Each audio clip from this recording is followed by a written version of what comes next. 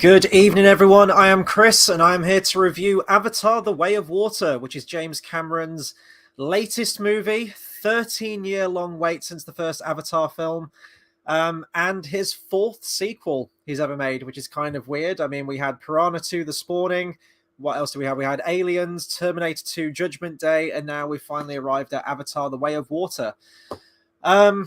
I don't know if many people were excited for this film. I did see a lot of people in comments saying that it feels like it's a little too late. 13 years is a hell of a long time to wait for a sequel, especially a sequel to a film that is one of the highest grossing films, well, the highest grossing film ever made, clocking in at over $2 billion. And to this day, I still have no idea how Avatar took the world by storm, but hopefully we might be able to throughout this conversation. Perhaps, who knows?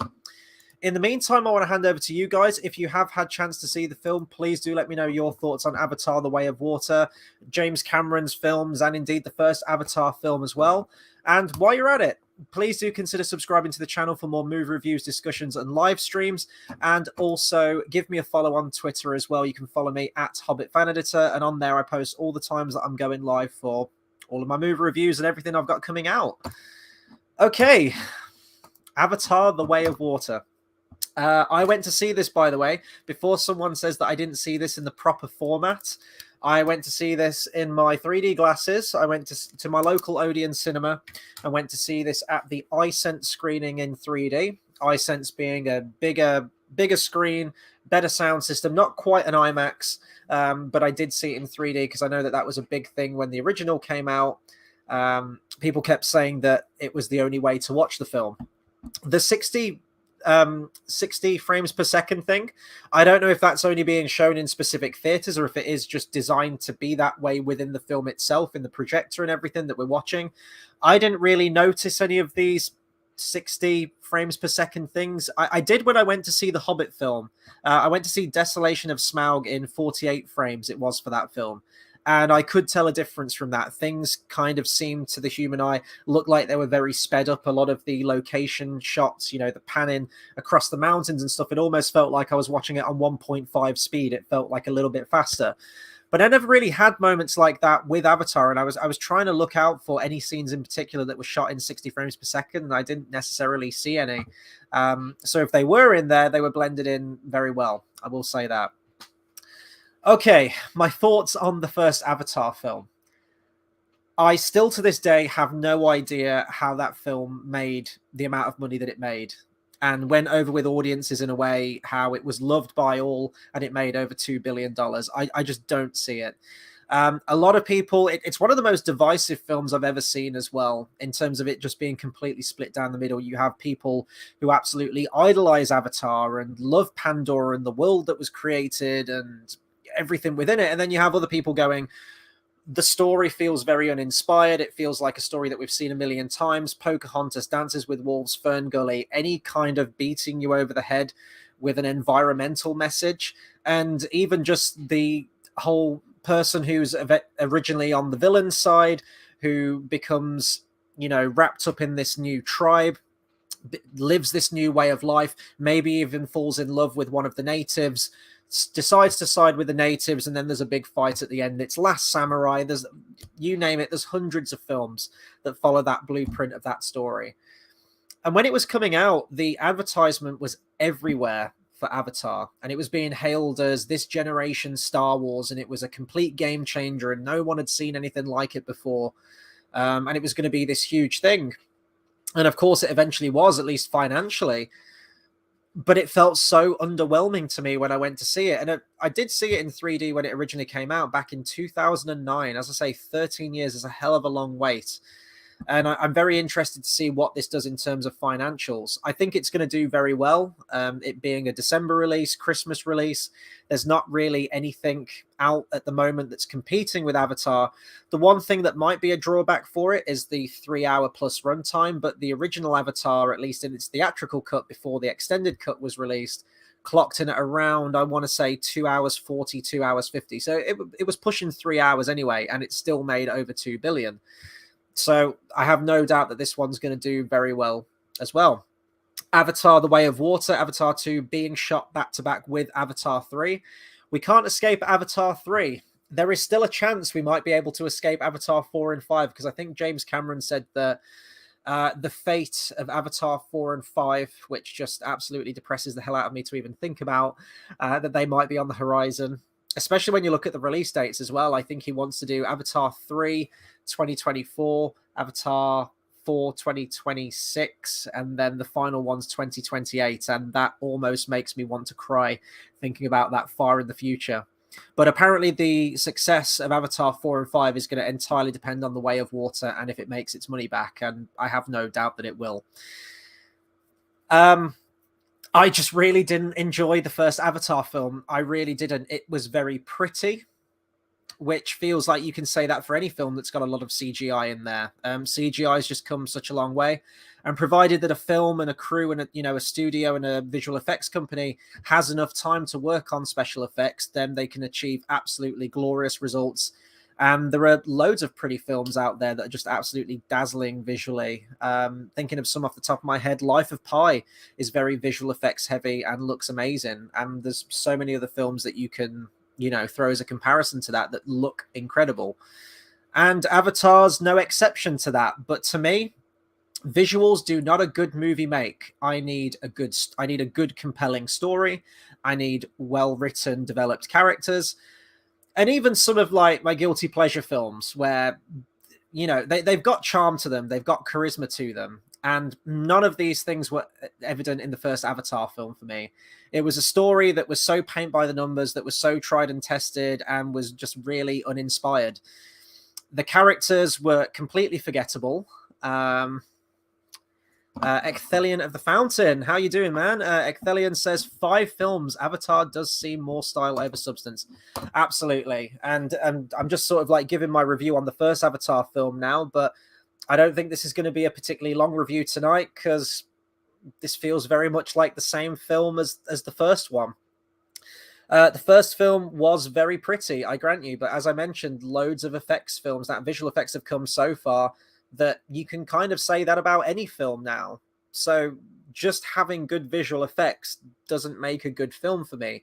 I need something a bit more than that. I need something memorable. And even for like massive Avatar fans, and even just sort of in the zeitgeist in the pop culture world, Avatar came and went, and I guess it did spark a new fad at the cinemas and the movie theaters of 3D, and especially around 2009 to I want to say like 2011. 3D was everywhere. You were getting films that were converted into 3D. You had films shot in 3D, which were usually better. I was never a big fan of 3D personally, in any format, but usually the films shot in 3D were much better than the ones that were post-converted. And it was clearly a money-making scheme. Tickets were more expensive. You get more money. Gross revenue goes up. So it was a clear marketing ploy for a lot of movie studios for bringing out big tentpole films. And then, like 3D in general, in the 80s, it had a massive spike, especially with horror films. A lot of them were in 3D, and then it went away, and then, it comes back. So there's always a resurgence here and there with 3D. And I'm really hoping that Avatar doesn't spur another resurgence of 3D.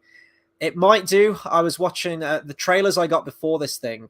I should talk about my movie-going experience today, actually. So I paid for up to 4 hours on the parking meter outside, because this film is 3 hours, 10 minutes long. It's a hefty runtime, and that's theatrical. I have no doubt that James Cameron and his ego and everything that's contained within this movie, there will most likely be an extended cut at some point, just like there was with the first film. I put 4 hours in the parking meter. Now, usually rule of thumb at Odeon Cinema, you get about 25 to 30 minutes of adverts, and then you get the movie. Our projector was having problems. We all sat down. It got to showtime, and 25 minutes later, the trailers still hadn't come on. And I was thinking like, oh shit, if we've got now another 25 minutes of trailers, I've sat in this seat for an hour and I'm going to be charged parking because it's going to go over 4 hours. But thankfully, they played it pretty quickly. But the trailers I did get for this thing were Ant-Man Quantumania in 3D. All the trailers were in 3D. And I got a teaser trailer for the Super Mario Brothers movie and Barbie the movie as well. and all of them were in 3D. And now I'm panicking, thinking like, oh shit, these films next year, are they going to be released in 3D as well? I really hope they're not, because that means that 3D is here to stay, and that's all thanks to Avatar and the goddamn Way of Water. But yeah, just going back to sort of the what I mentioned about the pop culture of Avatar and the impact or the lack thereof it left, really. I'm not saying it didn't push forward visual technology, all different capabilities, motion capture technology and everything like that.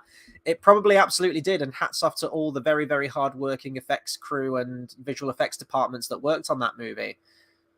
But I haven't heard anyone tell you, oh, how memorable a character is Jake Sully, how fierce and inspirational Neytiri is. I've never heard anyone talk about the characters, or how General Quaritch is one of the best villains in cinema history. I haven't heard anything like that. No one ever mentions the characters, the emotional stakes, or the beats of the film. It's all purely down to the visuals and how pretty it looks and how wonderful the world building is and how we all wish that we could live in Pandora. For me, I just thought it was a little bit garish, to be honest, Pandora. There's a lot of creatures that you see flying around that seems like it's all done for, as Ecthelion of the Fountain mentioned in the earlier comment, style over substance. You've got all of these animals are fiber optic. They've all got these USB cords that are inbuilt into them that the Na'vi can plug into and share their essence. It all felt very over the top and weird, even in context of the world building. Certainly from like an ecological standpoint, at least to me, you've got floating mountains. You've got all of these things, and it just felt like James Cameron had a weird acid trip one day and just started penning all of this stuff down. So, which brings us on to Avatar: The Way of Water. Going into my review for this film, I was absolutely dreading going to see this film. I'm not going to lie. The 3-hour runtime, 3 hour, 10 minutes, don't forget those 10 minutes, really did kind of scare me away. And from the trailers coming out from this thing, it just looked like more of the same. It looked like it was going to be very pretty. The visual effects were going to be absolutely second to none. Breathtaking vistas and wonderful creatures. But the trailers made it look like it was exactly the same plot as the first Avatar film. Absurd things like characters coming back from the dead. Somehow General Quaritch survived, and I'm going to go into that in my review because the way that he survived is absolutely ridiculous. They kind of retconned something and add a bit of additional information in there, which is absolutely absurd. Same with Sigourney Weaver's character. She's brought back in a different way, and it just seems really bad writing. And ultimately, that's what it comes down to. Again, style over substance. Cannot fault the visual effects. I really can't. Visual effects are second to none. There's some wonderful use of cinematography, and the visual effects department absolutely deserve their Oscar that they will undoubtedly win at the Oscars. I don't know. I'm guessing this is going up for the Oscars in 2023. It'll win visual effects, hands down. No question. Just give it to Avatar. It's won it. And quite rightly so. The people people deserve it. This film is so visual effects heavy that when a live action actor actually shows up or is interacting in the world, it kind of feels like Spy Kids 3D to me. And it kind of takes me out of the film. You see, there's so many visual effects in this film that it feels like an animated film. It may as well be an animated film. Everything you're looking at in that shot isn't real. The trees aren't real. The creatures aren't real. The actors are being filmed motion capture on set, so obviously they're there in some capacity. But the characters you're actually seeing on screen are just purely digital, and they're mixed with the digital environment. It's not like, Andy Serkis when he played Gollum, and, he's motion capturing Gollum, but it's a real set that he's on, interacting with other live action characters with live action elements. They're all on a green screen or a blue screen. And that's it. Everything is created in a computer, and it's wonderful what computers can do now. And Christ knows the rendering time on this film.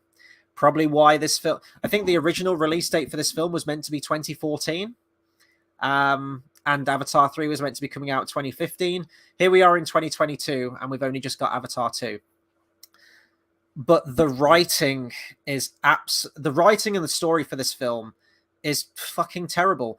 I wanted to go into this film and give it a chance. The trailers came out and it looked like the same film. We've got General Quaritch back again as our main villain somehow. You know, he's back from the dead and he's fighting Jake Sully, and the humans are bad, and the white man is bad and want to destroy Pandora in the search for some precious material. What was it? Unobtainium in the first movie, which, I mean, that just shows the quality of writing right there from Mr. James Cameron. And I thought, you know what? The only way that Avatar: The Way of Water can win me over is if James Cameron's looked at that first film, looked at people's criticism on it, and gone that, you know, the first Avatar film is a very cliche story. It's one that we've seen a million times before. This is now my chance to really develop this out and to go more in depth into the emotions of these characters and really build these characters up, give them personality, give them screen presence, give them chemistry, make them memorable to the audience, and give us a story akin to his earlier films. I mean, the man has made some of the best sequels ever made. Terminator 2 Judgment Day is a phenomenal film and probably my favorite action movie of all time. It's genuinely flawless stuff, and the way that it advances those characters, so very different as well from the first film. Aliens, again, so very different from the first film. I know that he didn't direct Alien, of course. With Terminator, he did direct Terminator 1, which feels very much like a stalker horror film, and Terminator 2, which feels just like an all-out action film. I love both of those films dearly. Whichever's my favorite kind of flip-flops on a daily basis, but I appreciate both of those Terminator films and how very different they are. It makes for a very different visual experience as an audience member. Alien and Aliens are two very different films. Again, I love both of them equally. The first one is more of a horror film, and the second one's an all-out action film and really ramped up the stakes. And I, as I say, I love both of those films. It depends what mindset I'm in, what mood I'm in to watch those films. But if you compare Avatar and Avatar: The Way of Water, they're exactly the same fucking film. And I really wanted this film to take more chances, to push the story in a different direction, to really show me something that I hadn't seen before. The villains and the characters in the first Avatar film were so two-dimensional, especially the villains. There was no 3 dimensions at all to any of those characters. There were no moral grey areas. There were nothing. They were just gun-toting, gum-chewing, fucking dumbbell curling, tribal tattoo wearing, skinhead characters that were like, "Hoorah, America, let's get this, let's kill the blue man," kind of thing. And that's all their characters were. They were absolute machismo assholes with no substance to them at all. Even the villain, Quaritch, and there is a great moment, and I did prepare a cup of tea specifically for this, albeit in a much more floral presentation than perhaps his mug is in that, but he's just, it shows how two-dimensionally evil he is when he's nuking an entire Na'vi village and destroying their sacred tree. He's just sat there menacingly sipping, very, very smug expression on his face, sipping his hot coffee, which is great. He's like a pantomime villain in that first one, but he's so boring a villain. There's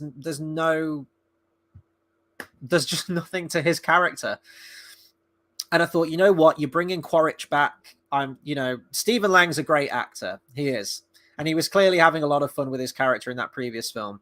But there was absolutely no reason that his character had to be the main villain. And especially the villain, he's just not a compelling villain to me, especially not to last across all of the Avatar films. And James Cameron's kind of already spoiled that, saying that Quaritch is coming back in Avatar 2, 3, 4, and 5. He wants Quaritch to be the main villain across all of these films. And it's just a really boring dynamic. It's exactly the same dynamic as the first one. Quaritch just hates those fucking blue Smurfs. And he just wants to nuke the whole planet and kill all of them. Jake Sully just is fighting the humans because all the humans are bad, pretty much. And there's a handful of good ones who don't really get any screen time anyway in this new Avatar film. Not that they were particularly memorable as side characters in the previous movie anyway. And it just feels like such a wasted opportunity. We've waited 13 years for this film. Is it worth the wait? No, this is exactly the same film as the first one. Exactly. It's the same dynamic. It's the same stakes. It's the same feud between humans and Na'vi. It's just set on water. That is the only difference. The first Avatar film was set in the jungle and the floating Hallelujah Mountains with the flying pterodactyl things. And this one, we're on water, and we've got flying, swimming pterodactyl things they ride around on. Beat for beat, it's the same movie. We open up with a montage of the film, which kind of catches us up as to what Jake Sully and Neytiri have been getting up to. And they've been getting busy. They've got a lot of children. They've got a Sigourney Weaver daughter as well. Apparently, Sigourney Weaver had a child avatar. She obviously made an avatar of herself, and she also had a child. Although the father's never... It's the Immaculate Conception. I swear to God, I think that's what they're getting at. There's a few moments in the film where they're trying to hypothesize who the father is. But I think it's not stated in the film, but I think it's very much implied that it was an Immaculate Conception, and Ea, the spiritual god of Pandora, is the child's father. Or allowed or willed this child into being. But it's really weird. You've got this small child with Sigourney Weaver's voice, which is just really kind of unsettling to me. And yeah, you bring Quaritch back, the villain, and okay, let's get into this, because this is where the writing just really tanks for me. So at the very beginning of the film, you've got this montage. It's catching you up. Jake Sully's got all of these kids. He's a family man. He's protecting his family. Neytiri's a great mother and everything like that. And then after all these years, after 13 years or however many years it's set after the previous one, the humans return. And when the human ships return, they enter into orbit. And when they land, it's like nuclear explosions going off. When one of these ships lands, it just completely engulfs by like a 100-mile radius, a pyroclastic flow of fire that just annihilates the forest and all of the creatures. And once again, we get Neytiri and a Na'vi just going hysterical and crying at the devastation of a forest. And I thought, we're really repeating the same thing, aren't we? Just, the man bad, environment good, and it's a noble message, I get it, but once again, you're just portraying the human characters as just really boring, mechanized, two-dimensional villains.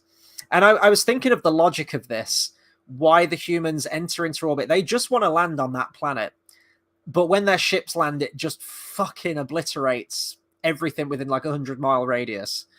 You do later see them building a city there, so I'm wondering if this was kind of like a terraforming device where it just levels the ground so that they can construct on it.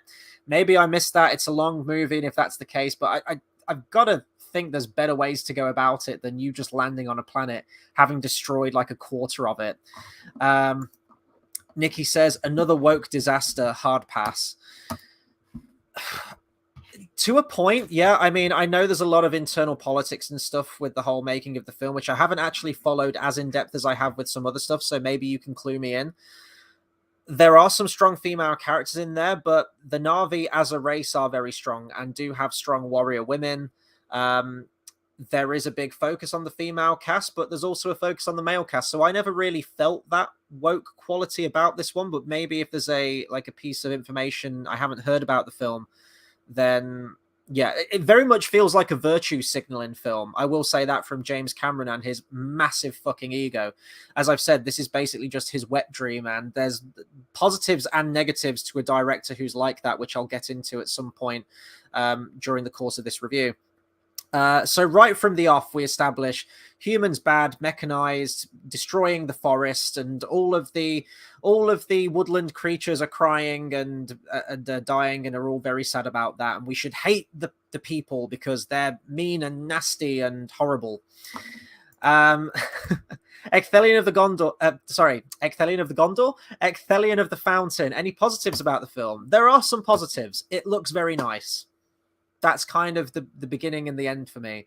The visual effects are absolutely second to none. The vistas are incredible. The environment, I suppose the world building is quite nice to see. And with the film being 3 hours, 10 minutes, and don't forget those 10 minutes, 3 hours, 10 minutes, there's a lot of time where we really do get to just soak up the world. So if you're only in it for the visuals and the style of it, then great.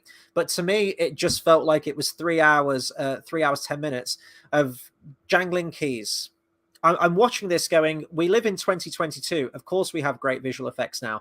And that's not to take it away from the hard work of the visual effects companies. I think Weta did a lot of the effects on this thing. The effects are incredible. They are. But a lot of films that come out now have fantastic CGI. And we're very spoiled. We're very inundated with CGI now that I'm more blown away. And maybe this is just because I'm more old school with my films. Now, I am more blown away seeing a fantastic practical effect or something that looks like visual effects and you find out that it was actually a miniature after all this time. Really, really pushing the envelope with that kind of things. And that's not me hating on CGI, by the way, and saying that everything in this world should be practical effects. I'm not saying that. But I am more impressed by seeing a incredible stunt that's actually pulled off in camera, something tangible. Watching Top Gun Maverick and seeing those actors in those planes doing those stunts and actually filming them on camera blew me away and gave me more of a tangible connection and excitement and exhilaration than any of the millions of pounds thrown at this film in the visual effects department. Is it pretty to see whales swimming in? Is it a pod of whales, isn't it? Swimming in pods? Yeah, it's nice. But it's not real water, and it's not real whales, and it's irreality. It looks very nice. It does look very lifelike. The technology that was developed, and this is a positive, I guess, that this film has pushed the envelope in terms of visual effects and technologies that can be applied within the field now. I think one of the reasons, there's a number of reasons I was reading the reasons why this film was delayed so many years, and I guess COVID did have an effect on that too, but it was James Cameron, and he's got to write the novel first. He's got to write Avatar 3, 4, and 5, and the writing, I think there's a quote from him saying that the writing is so complex that it just took so much time. And if you look at the writing of this is the biggest train wreck of this whole film, is the writing. The screenplay is fucking terrible. And it's written by 3 people. The screenplay is credited to James Cameron, Rick Jaffa, and Amanda Silver. Story is penned by 5 people: James Cameron, Rick Jaffa, Amanda Silver, Josh Friedman, and Shane Salerno. And you look at it, and it's the most bog standard fucking story. It's human versus Na'vi. Humans bad, Na'vi good. Humans want to destroy nature. But in this film, there's an anti-whaling message. Whaling is bad. And the humans want to kill whales in order to secrete a special, expensive ingredient that is found in their brains that they will sell to the highest bidder, that makes 80 million a vial of this precious liquid that they extract from whales' minds. So again, it's the same plot point as the first one. The first one was that the humans show up on Pandora because it's rich in a mineral called unobtainium, which is never even mentioned in this film, which might be a blessing. So that's never followed up on. Or the humans wanting to return to Pandora to try and gain these large deposits of unobtainium.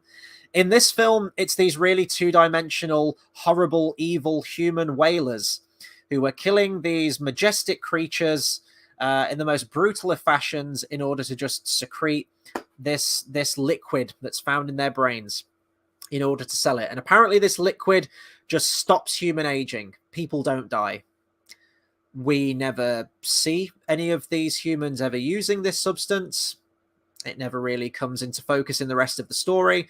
It's just used as an evil, economical MacGuffin for our evil two-dimensional humans. And just to make them more evil, they could strip this animal of its meat, sell the meat on, eat it, make it into oil. And Quaritch is like, you don't do anything else with the body? Like, you just take this liquid and just leave it to rot? And they're like, yeah, fuck them, they're whales. There's this guy's like an Aussie in it for some reason. He's like, yeah, fuck them, they're only animals, meh. And I'm just like, this is the most bog standard fucking this is the complex writing that James Cameron claimed that it was, which led to the 13-year wait until this film came out. It's diabolical.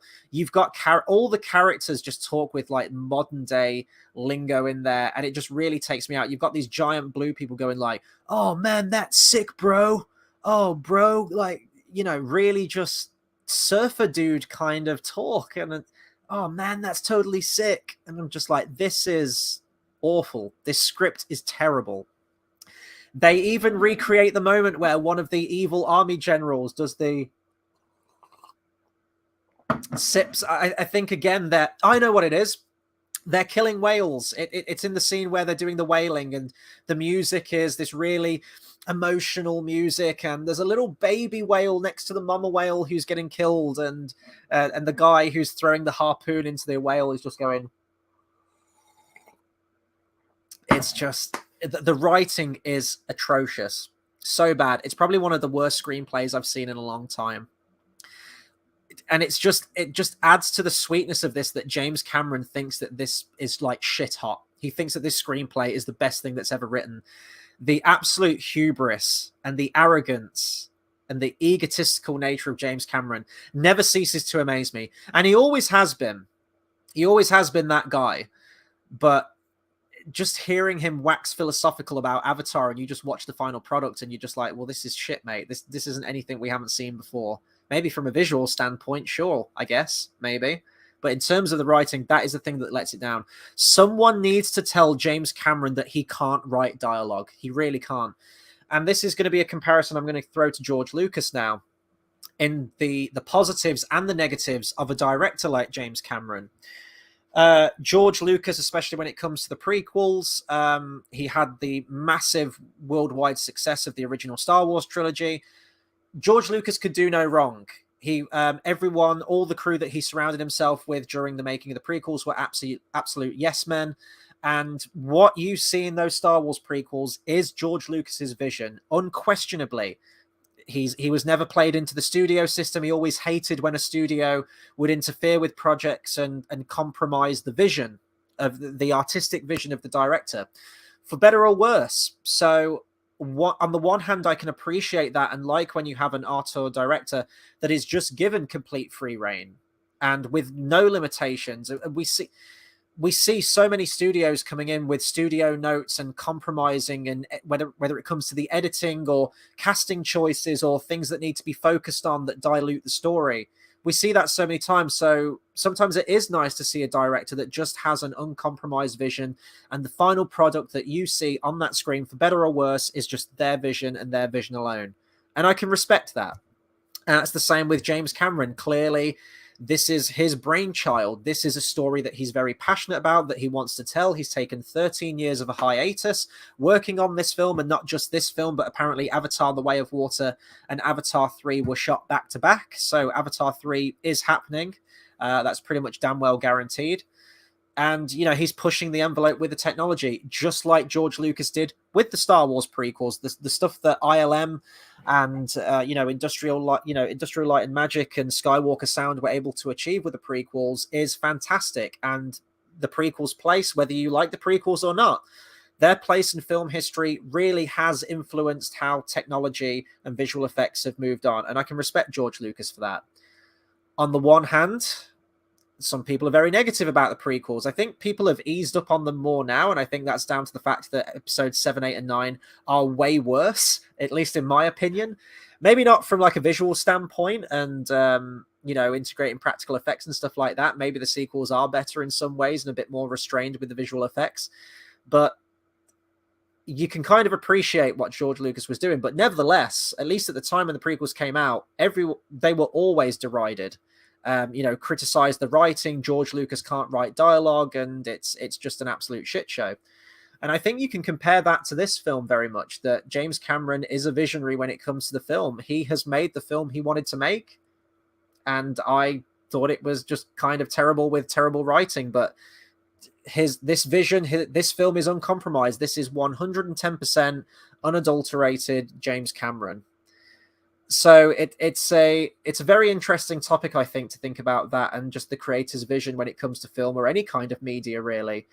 Whether our product's better when a director at a studio can work in tandem and just work in concert together. So the crazy, elaborate director's vision that might be incredibly outlandish and alienate viewers is restrained a little bit by the studio to make this perfect mesh of the two? Or is it better when a studio does step in completely and derails the vision, or is it better when you just let a crazy director just go for it? I don't know. I want to hear from you guys. What do you think's the best way? For me, a film's better where they work in concert to a point, but I can understand both sides to it. Another positive, I'll go into some more negatives in a minute because a lot of these are pretty negative with this film for me. The music. So, just on a tangent, James Horner, obviously, many years ago now. I actually want to see which year it was because I'll never forget reading the news. I was absolutely distraught when I heard that James Horner had passed away. I bet it's years ago now. Shit, 2015. Christ almighty. Yeah, James Horner, the composer of the first Avatar film and longtime collaborator with James Cameron, tragically passed away in a helicopter crash. And James Horner's always been one of my favorite composers. Scored a lot of the films that I grew up with as a child, a lot of the family films I was watching and the animated films I was watching, The Land Before Time, An American Tail, 5 All Goes West, Casper, Jumanji, Jesus, just so many films, amazing scores to them as well. Braveheart, A Beautiful Mind, Titanic. Again, as I mentioned, a lot of collaborations with James Cameron, sorry. Phenomenal composer. And for me, James Horner was always the composer that would get those emotions out of me. I don't often cry at music. I feel things with music. I get goosebumps at music, but I can still throw on a James Horner score or a James Horner suite, and he's one of the very few composers that can just make me reach those heights of emotion that I don't feel from anyone else. So the shoes to fill, I mean, it was incomparable. I actually really liked James Horner's score for the first Avatar film. I know it wasn't originally what James Cameron wanted for the score. I think that James Cameron's initial pitch for the score was to go completely tribal and indigenous and to take a lot of inspiration from indigenous music, which to our Western going ears would be very discordant and very weird and feel very alien. He essentially wanted James Horner to come up with an alien sound for music that we hadn't heard before. And of course, we're all human, and our knowledge of music and our orchestration of music and how we listen to music is all based on what we've heard before and patterns that we've heard in music, whether it be Eastern music or Western music. What it eventually came to was a lot of money that was thrown into the music department that never came to fruition. And what we got was kind of like more of a generic film score, Western music score that you would hear in a lot of other films. But nevertheless, I really love the score for Avatar. There's a great video actually going really in depth into the whole music production of the first Avatar film. So with James Horner out of the picture, what do you do for music? So the composer Simon Franklin is brought in, who I think was a producer, I want to say, on a lot of James Horner scores, and he has worked with James Cameron before. He was brought in to do the music, and in fact, Simon Franklin was brought in to finish scoring the music for the 2016, I think it was 2016, or no, it can't be, can it? Because, well, no, James Horner, sorry, died in 2015, but I think the film came out in 2016, the remake of Magnificent Seven, and Simon Franklin was brought in to finish composing the score for that film when obviously James Horner wasn't around to finish it. I want to say he did a fantastic job with the score for this. He uses a lot of the motifs and a lot of the score from the original Avatar film, so there's a nice continuation with the music, which I always appreciate between sequels. The new music isn't as memorable to me. I feel like the film does rely on a lot of those original themes that James Horner wrote. There is a new single with this film, sung by The Weeknd. I'm going to try and find the title of it now. The song's called Nothing Is Lost, You Give Me Strength, similar to how Leona Lewis did the I See You song for the end credits. With this one, you've got The Weeknd performing that song. I wasn't too keen on the song, and I didn't really pick up on many of the new motifs when it came to the soundtrack. That a lot of the music that was memorable to me, that I did identify with, was just the James Horner stuff. But nevertheless, it's nice that James Cameron wanted the composer to continue those themes. I was hoping to see a in memory of James Horner, I must admit, in the credits, but there wasn't one for whatever reason. Nikki says, so basically it is passable but won't draw new eyes and create new fans. Pretty much. And I think James Cameron has said the same thing about it. There's a quote, I'm paraphrasing here. He said, if you loved the first Avatar film, then you're going to love this one and you're going to love all the sequels and what I have planned. If you hated the first film, then your opinions aren't going to change. And if you enjoyed the film when you first saw it, but then hated it on a second viewing, you're probably going to love it. So take that for what it's will. It's the same film, and that's why his opinions there, his assessment is very accurate. If you liked the original film, of course you're going to like this one because it's exactly the same fucking film. Carbon copy, exactly the same character journeys, plot beats, everything. It just happens to be on water. It's just a different location. That's really what it comes down to.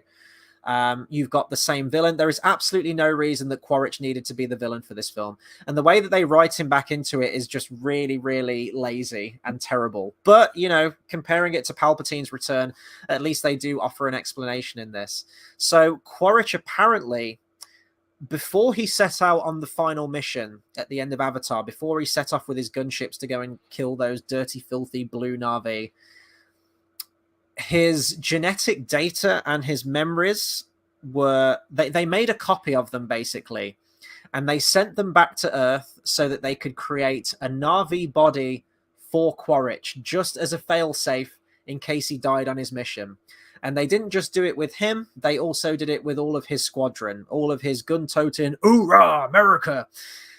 all of those people. They did it for them as well. So Quaritch just shows up as a Na'vi now. We've just got, and then Stephen Lang appears on a recording speaking to this, saying like, if you're watching this video, it didn't go well for me, I didn't make it, the person who killed me, the person to go after is Jake Sully, and he's the one that you've got to kill. So we have exactly the same scenario, but this was your chance now. There was no need to bring Quaritch back into it, the two-dimensional villain that he was. Let's get a new villain. Why did it have to be Quaritch? Why do we have to hamstring ourselves and just use exactly the same uninspired villain? You could have taken this story in many different directions and really developed it and really got into new territory with it, and you're just reusing the same villain. Felt very lazy to me. And that retconned information there as to that he's made a generic, a genetic copy, which was so out of left field for the character because the character hated the Na'vi. And I think, did they mention in the first film, I might be forgetting here, that he refused to have an avatar. He didn't want an avatar because he was proud to be a human and he didn't want to be associated with an avatar. Also, apparently, he had a son. He had a baby during the first Avatar film. He was a father, and obviously by that, he had a wife that he was fucking. Never mentioned this wife, never mentioned this child, but apparently he had one. They retcon that into it. So there's this character who's one of the worst fucking characters in this film, who's this like feral child. And right from the get-go, they pretty much tell you that he's Quaritch's son. And they try and do like a father and son dynamic. I'm going to go into a spoiler here, maybe, but there's a decision that this feral child makes towards the end of the film that just makes absolutely no sense to me. Quaritch basically tricks his feral son into working with him to try and find the location and to use his inside information to try and find the whereabouts of Jake Sully and the Na'vi so that he can kill them. And this child is accompanying him to all of these seafaring clans. Jake Sully and his family has basically left the forest and gone over to the seafaring islands in order to escape and to hide from the encroaching humans, in order to protect their tribe and protect their family. And Quaritch is traveling from island to island because there's hundreds of these Na'vi clans, and he's trying to find where Jake Sully is and trying to lure him out. And by doing this, he's threatening the natives, he's burning their tents down, he's pissing in their coffee. He's just, he's just being a right son of a bitch. And this feral child, his son, is bearing witness to all this. Of course, he's grew up with Jake Sully all of his life pretty much and grew up around the Na'vi, that they're almost like his siblings. And he's just watching these people just get horribly massacred by this absolute fuckwit of a father who's horrible to the indigenous population. And he's like this all the way through. He's killed characters, very near and dear to this child's heart. He's basically killed his brothers and sisters.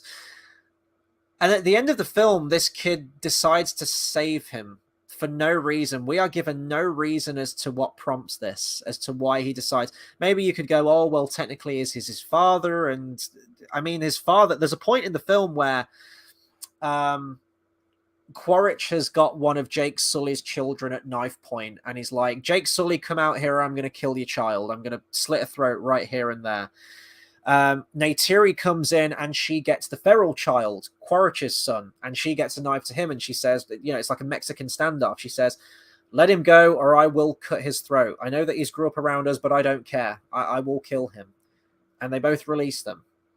So right there and then, this feral child has seen that his father doesn't give a shit about him at all and would quite happily. He even says like, oh, well, he's no son of mine. Go ahead. Just do it. But this child saves him when he's drowning and takes him to an island and then just leaves him there. It's not like he even stays with his father. He saves him on the rock and then just fucks off and abandons him on this lone rock in the middle of the sea. Leaves him for as good as dead again, really.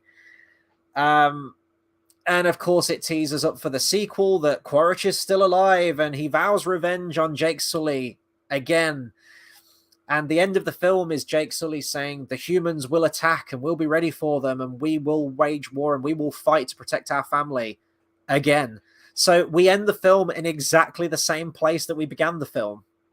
And that was the first film as well. So it looks like Avatar 3 is going to be General Quaritch showing up once again with a big human armada of gunships and soldiers and mechs and robots. And he's going to be gunning for Jake Sully to kill him once and for all. And Jake Sully is going to gather the clans to fight these humans in a big, epic, visually stunning battle that will probably end with General Quaritch escaping so that he can return to be the villain in Avatar 4 and 5. We ended exactly this. It's such a boring fucking plot. Absolutely not justified at all of the 3-hour 10 runtime. One of the positives of the runtime, I guess, is that you can spend more time with the world. And it goes back to what you mentioned earlier, style over substance. Yes, the world is breathtaking. The entire focus of the film is on the world building and the visuals and the environments and the wonderful, wacky creatures that we see in Pandora. It's not on the characters, and it's certainly not on the writing. The writing's terrible. It feels so drawn out, especially when we get to the end battle scene. There's a moment where Jake Sully's children are held hostage as bait, and they're handcuffed to the railing of this ship. They're eventually freed by one of Jake Sully's other children comes in and frees them.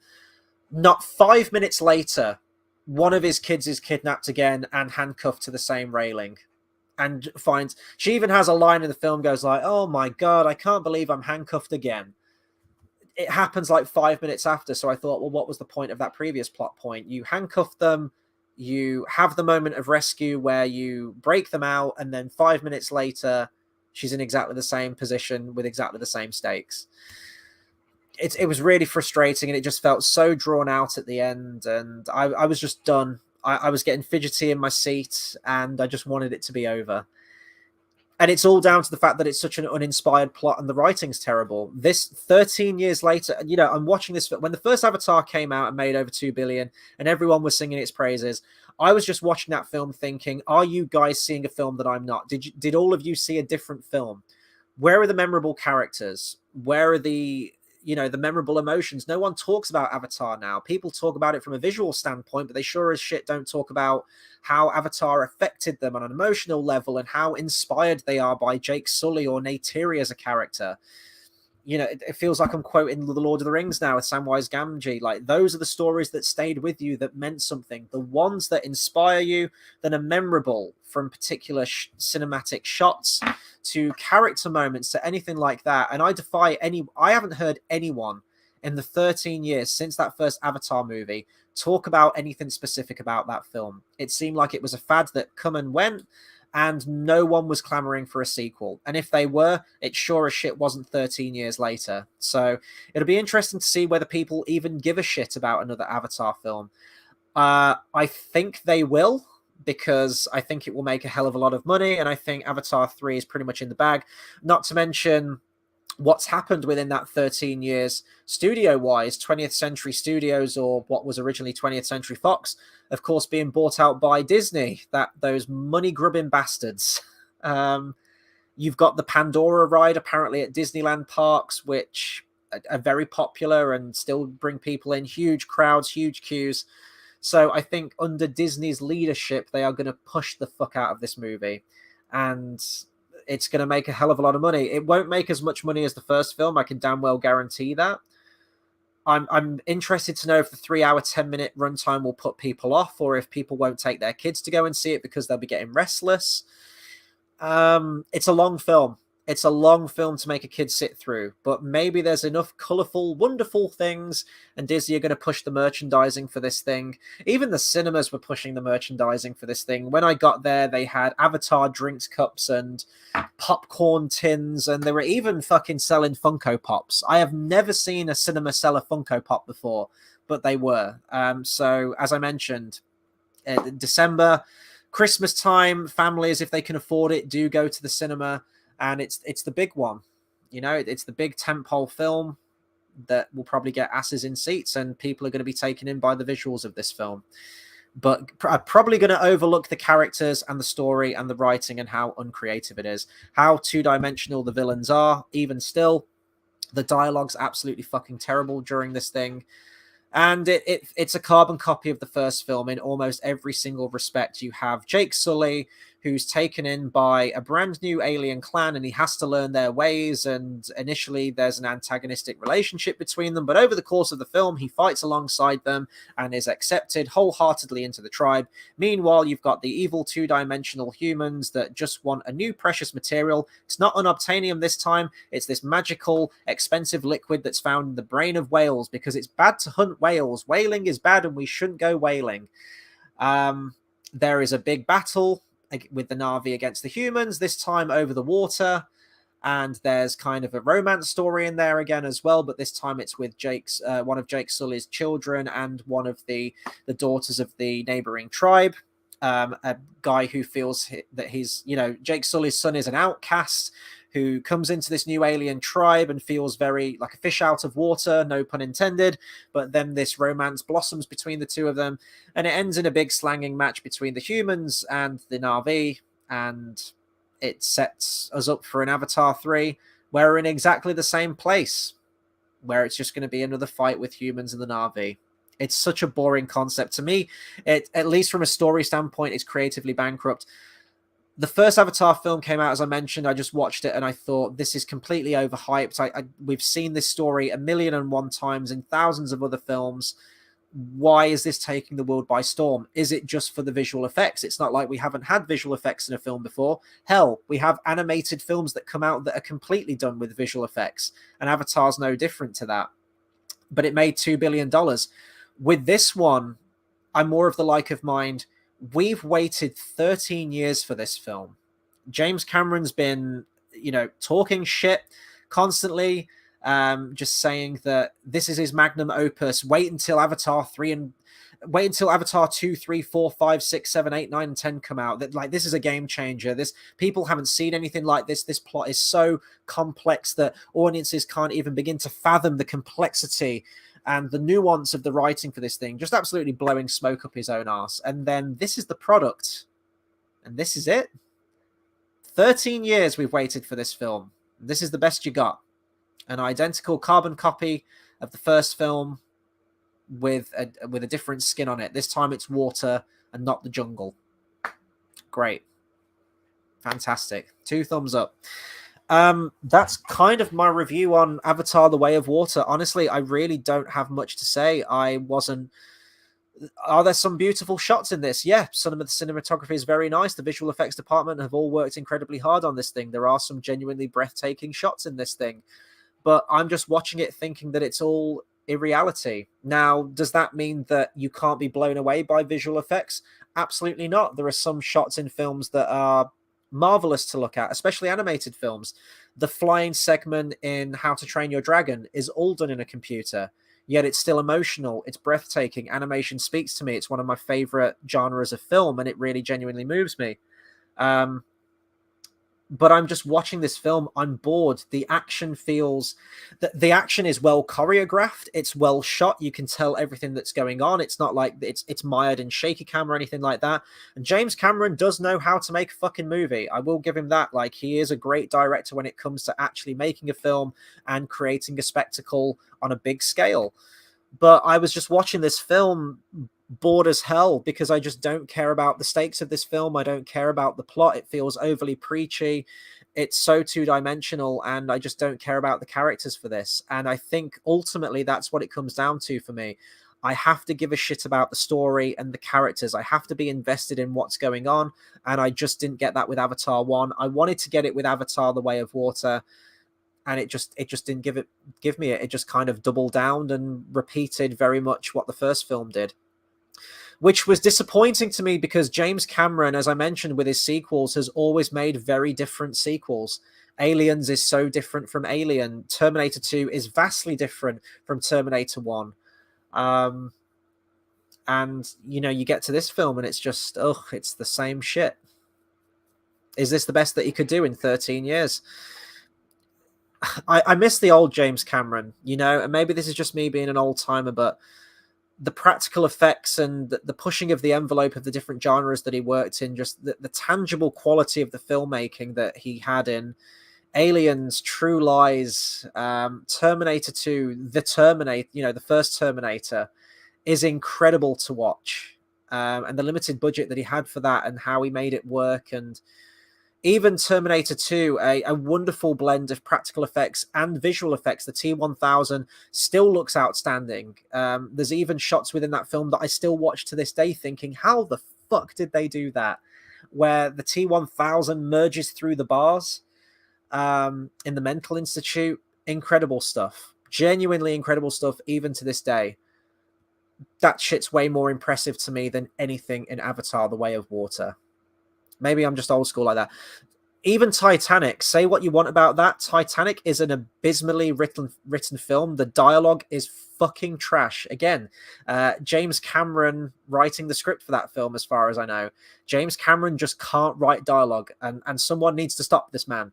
Someone needs to say to him, you can direct, you can, you know, do all the visual effects stuff and have a hand in that, but please don't write the film. Hire a writer who actually knows what the fuck they're doing and actually can give these characters some kind of gravitas and depth and chemistry and come up with an interesting story that really propels this film, this franchise, this saga, if you will, especially after it's going to be 5 films, into a original direction, which we're just not getting under James Cameron's leadership.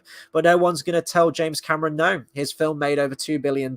He's very protective of the film to a detriment, because the guy can't write. And as I said, Titanic, say what you want about that film. The script is fucking terrible. But he built pretty much a full-size Titanic for that film. And the whole sinking sequence of Titanic is movie making at its finest. It's incredible. The amount of extras that he had to deal with, the costumes, the set design, everything that happened in that film. It's an absolute cinematic wonder, Titanic. Despite it's not one of my favorite films of all time in terms of, you know, again, the characters are very two-dimensional, the dialogue's terrible, but again, the spectacle of Titanic. And of course, I guess you do have the emotion as well with Titanic, it being based on real life events. So it does have that emotional baggage, I guess, that emotional weight to it. Maybe not baggage. That kind of sounds like an underhanded way of all those people that tragically died on it. But yeah, it annoys me that unfortunately James Cameron is so tied up with these Avatar films now. I really want him to make something different. 13 years is a long time to wait to make a film, especially in a director's career. And between Titanic to Avatar, there was a big gap as well from, what was it, 1997 to 2009, big gap. And he's just wasting so much of his time on these Avatar films. I really want to see the guy make something different, but I think he's just gone the way of Lucas. I think he likes his visual effects. I think he likes his digital toys, and I don't think he likes filming live action stuff. He's even been quoted as saying that once he was done with all of the fun effect stuff, he had to go and do 5 months of filming those pesky live action sequences. you know, maybe it's just because he's made some of the biggest practical effects films in the world with Titanic and Terminator and everything, and he doesn't want to do that anymore. He's an aging director and he just wants to make it easy on himself. Not to say that Avatar's easy by any stretch of the imagination, but he hasn't got to worry about all of these things in camera. If he wants to change something, he can just do it at a click of a button with the visual effects. He can show anything he wants to and doesn't actually have to go out to the, scout these locations and do these locations. In terms of furthering the technology and the new the motion capture technology that can be used underwater now, the underwater motion capture technology was specifically developed for this film. And they got it working. Hats off to them. And that can be used for loads of other projects now, and can, who knows where that technology can develop and what other circumstances they can use that technology. A lot of the actors learned diving and holding their breath underwater for all of the swimming sequences. Kate Winslet apparently played a character in this. I don't know who she played. Maybe I'm a Na'vi racist. All of them kind of look the same to me. I've got a feeling I know which one she played, but I looked up the character's name after this to see if I could tell which character she played. Rommel? What's her name? This is what I mean. This film was 3 hours, 10 minutes long, introducing all these new characters. I don't even know their fucking names. We don't get to know any of them, really. Kate Winslet plays a character called Ronal. I don't know who that is. I don't know who Ronal is. I don't know anything about her character. But apparently Kate Winslet broke a record for holding her breath underwater for 7 minutes, I think, which is an incredible achievement. Beating out Tom Cruise from Mission Impossible 5. I think he held his breath for like 5.5 minutes. She beat it and did it in 7. But there's no real moment in the film. I was expecting this really elongated, maybe unbroken sequence of Kate Winslet's character underwater. And if she's the character I think she played, yeah, there are some underwater sequences with a character, but there's nothing where she particularly holds her breath for an incredibly long amount of time. Fair play to her for doing it, but you just don't get any of those aspects coming across on the screen. And I guess because it is digital water and it is, I know those actors are there and doing that motion capture, all of that is composited. So you don't really get the awe of these sequences or the hardships that these actors had to go through. I do laugh at the fact that Kate Winslet agreed to sign up for this film. Her having almost drowned multiple times on the set of Titanic and criticizing James Cameron for how hard of a director he is and how unsympathetic of a director he is, especially to his crew, and pushing them to their breaking limits and just seemingly not giving a shit about their safety. She vowed that she would never work with James Cameron. But I guess when the paycheck's good, you'll come back for anything. So it really goes to show your morals there. I do like Kate Winslet, though. She's lovely, so I'll give her a free pass. But and also deciding to do another underwater film with the same director, but this time I guess she learned from her mistakes and decided to hold her breath for 7 minutes. Yeah, I've got I got nothing else to say, guys. I really haven't. I'll bring up your guys' comments in just a second and we'll end with that. But this film is with its messaging on the environment and whaling is about as subtle as a sledgehammer to the head. And I just think that with the amount of millions that were crowdfunded for this movie and by the studios as well, was it like 400 million to produce this film? If James Cameron really gave a shit about whaling and stopping that and protecting the environment, he would have just donated $400 million to that cause with people in the world that are truly making a difference and really getting their hands dirty and really trying to stop these horrible atrocities from happening. And, conserving the world, whether it be the wildlife or whether it be the fauna of this world, instead of making Avatar the Way of Water, which itself is a very boring, derivative, carbon copy of the first Avatar film with little to no originality behind it, except in terms of its visuals and its creatures and its world building. And if you're in it for just that, then hell, you'll probably enjoy the film. If you're in it and hoping for a little bit more, that maybe this was the one where this really takes the Avatar franchise in a new direction and pushes the envelope in terms of its right. If only James Cameron could push the envelope in terms of its storytelling and writing as much as he did with the visual effects and the technology behind this film, then maybe we'd have something special. But as it stands, this film was. I'm not even mad at this film. I'm not even mad by it. I'm not even disappointed. This film is exactly what I thought it was going to be going into it. From all the trailers, I was like, that's going to be exactly the same film as the first one, but just set on water. And that's exactly what I got. So I'm not mad. I'm not angry. I'm not ranting and raving. It just is. I'm never going to watch this film ever again. And I did, as I mentioned, I did go and see it in 3D. iSense that the 3D was very pretty. I will say that. I did have to take my glasses off a few times and just kind of rub my eyes. And there was a few parts in the film where I just watch a couple of minutes in 2D, I guess, just to give my eyes a bit of a rest, because it's a long time to wear these glasses for. But the 3D was nice. It was. You got little fishes swimming out of the camera at you. So if you enjoy that, go for it. If you weren't keen on the first Avatar film, I don't think this is going to win you over in any way, to be honest. Ecthelion of the Fountain says, I do appreciate the older films with more technical skill and creativity than overuse of CGI nowadays. James Cameron's writing is not his strong point. It really isn't, and someone needs to tell him that, but I think he's too egotistical to admit that. Because he's the king of the world, remember? Woo! But yeah. And hopefully practical effects are making a comeback. There's a lot of films recently that do seem to be going more towards those practical side of things. You're always going to get your big budget Marvel movies that are just caked with CGI. Ant-Man and the Wasp as well. Christ almighty. It's just that live action actors on a fucking green screen the whole movie. For Quantumania. And a lot of the effects don't look that good in the trailer. But it doesn't come out until next year, so I'm sure, that they're all still working on it very, very hard.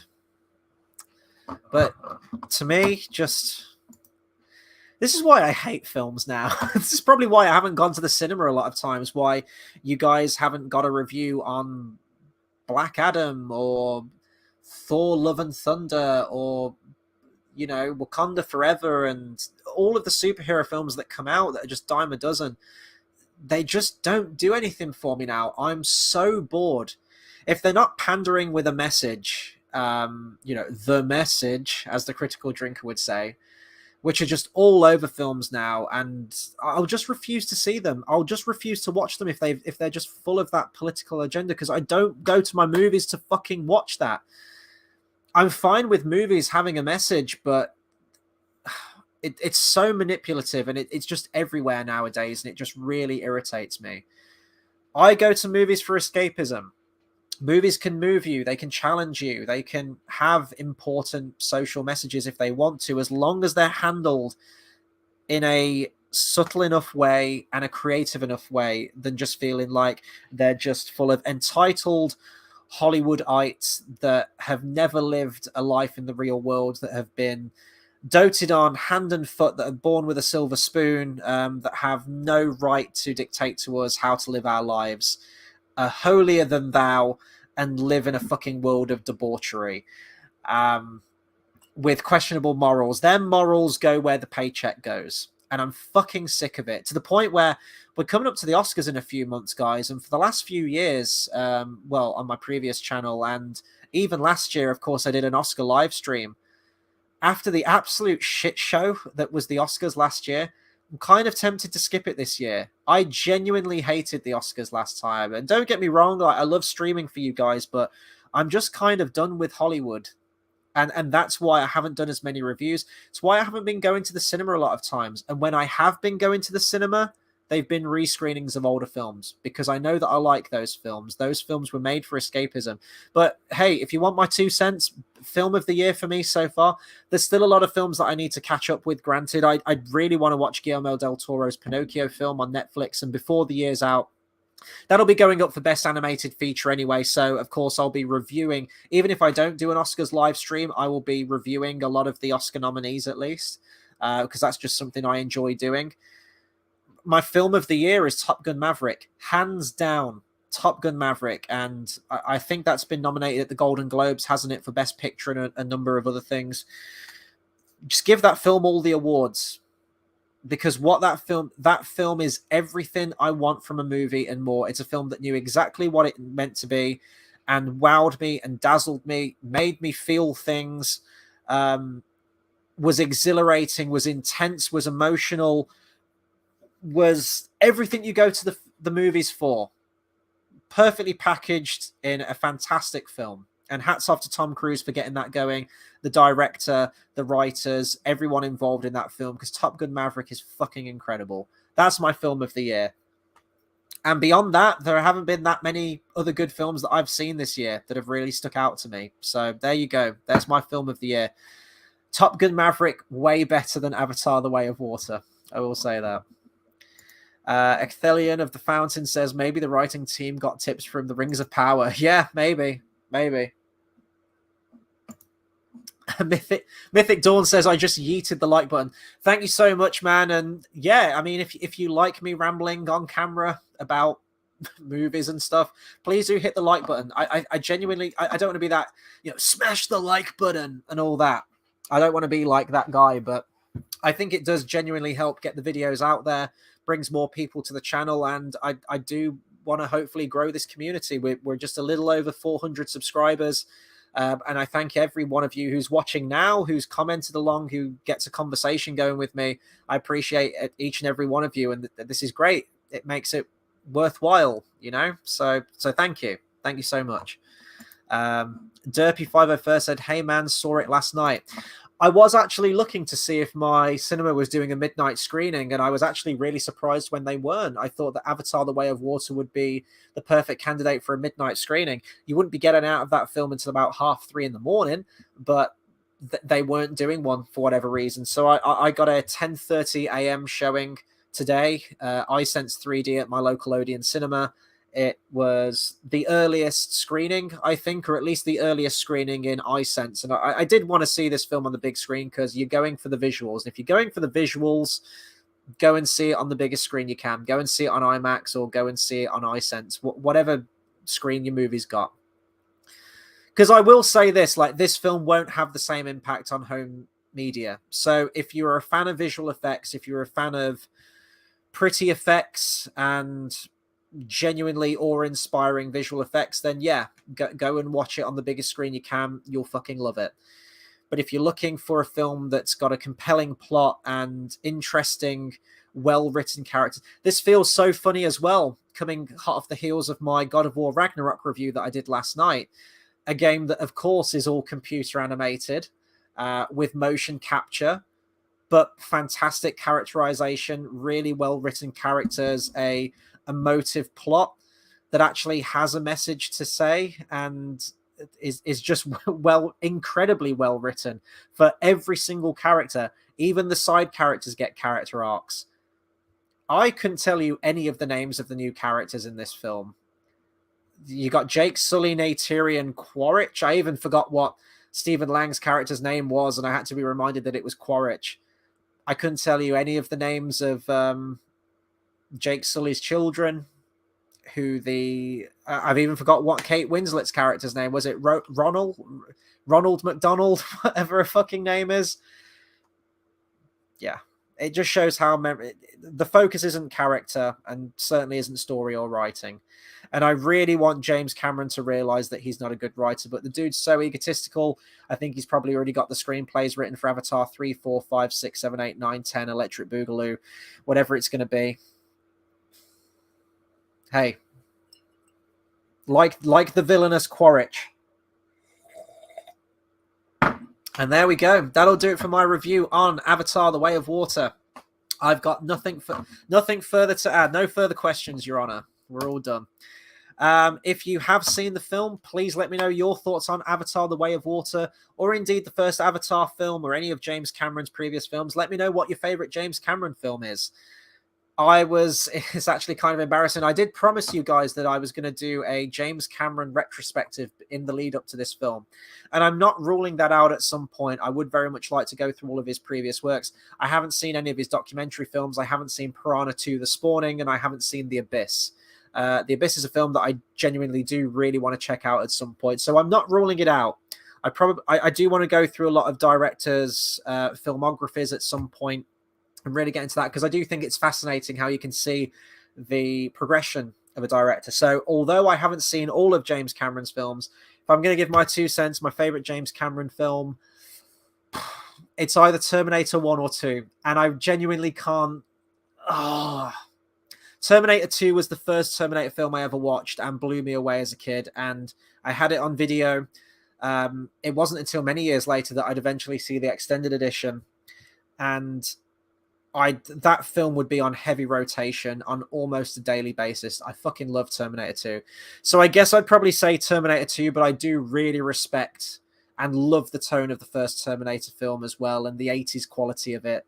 Yeah, so it's Terminator 1 or 2. That's my favorite James Cameron film, but I'm interested to hear from you guys and let me know which your favorite is. Please, if you haven't done so already and you've just found my channel now through this video, I do apologize if you're a hardcore Avatar fan. You probably haven't watched all of this video, or you're probably leaving your hate comments right now. But please do consider subscribing to the channel for more movie reviews, discussions, and live streams. I've kind of had a couple of weeks off just because life got in the way and I've been very busy and haven't had the time to stream.